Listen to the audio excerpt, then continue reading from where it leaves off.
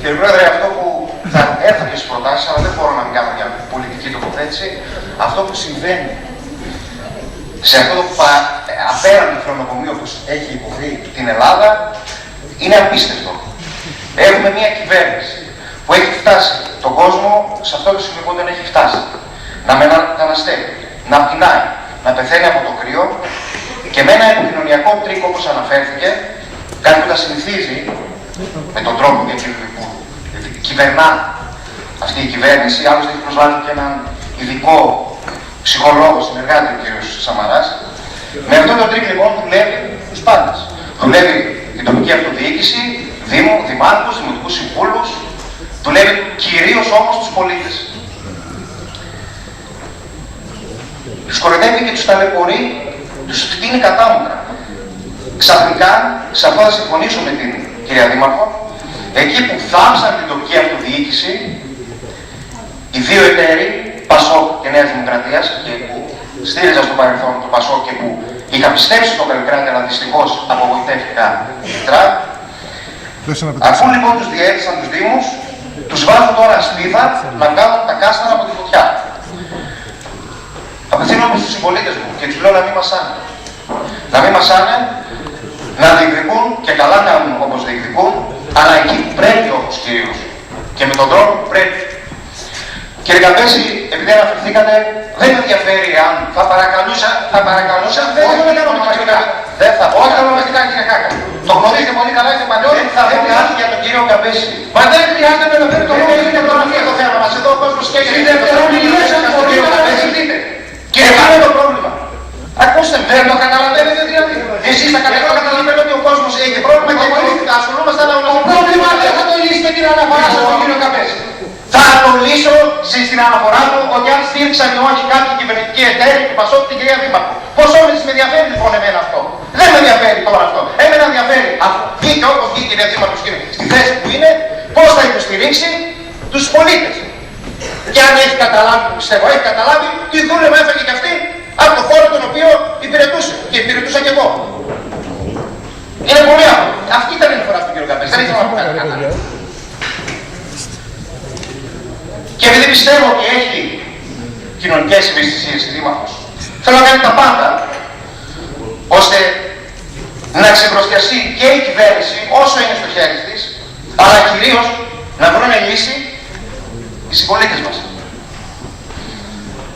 Πώς κατάφερε, για ακόμη μια φορά δηλαδή, εγώ έπαθα πλάκα εδώ με τον κύριο Σλάνογλου και όλο αυτό το σκηνικό που είδα, πώς κατάφερε αυτή η κυβέρνηση να ενεργοποιήσει πάλι ένα είδος κοινωνικού αυτοματισμού.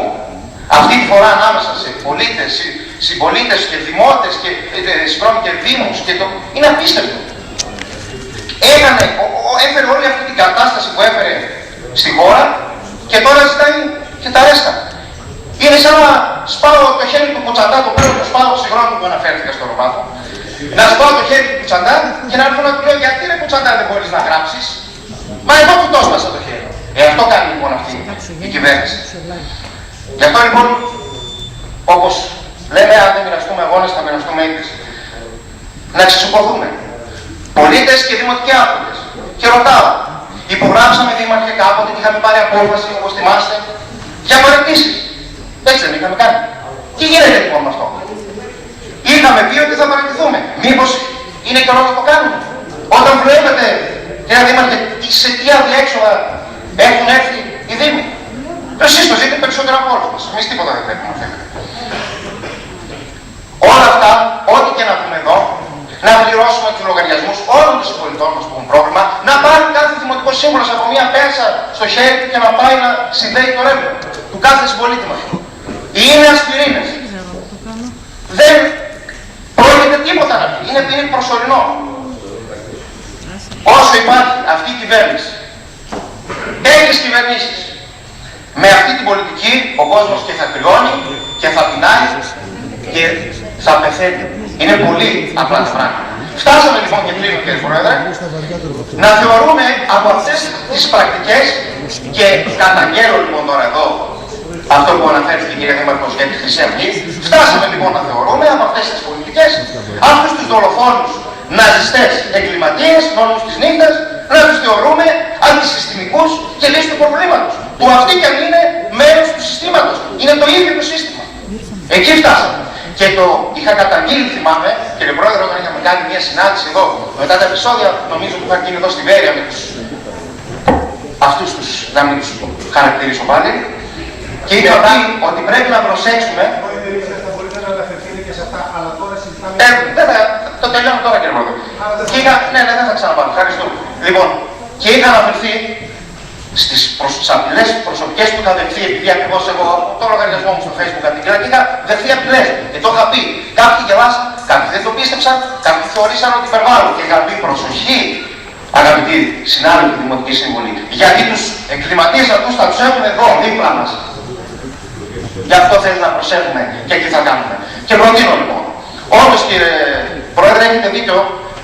Είχα σε πρώτη φάση σκοπό να προτείνω ό,τι υπάρχει καταγεγραμμένο στις κοινωνικές δομές του Δήμου που έχει γίνει μια καλή δουλειά και επί δικής σας θητείας.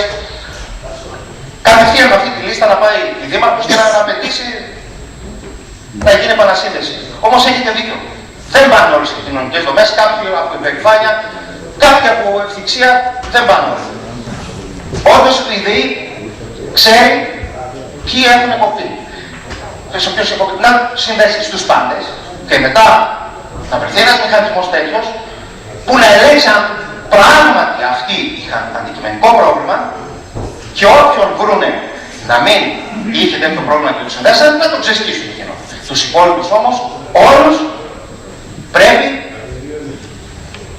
να συνδεθεί το ρεύμα τώρα, αύριο.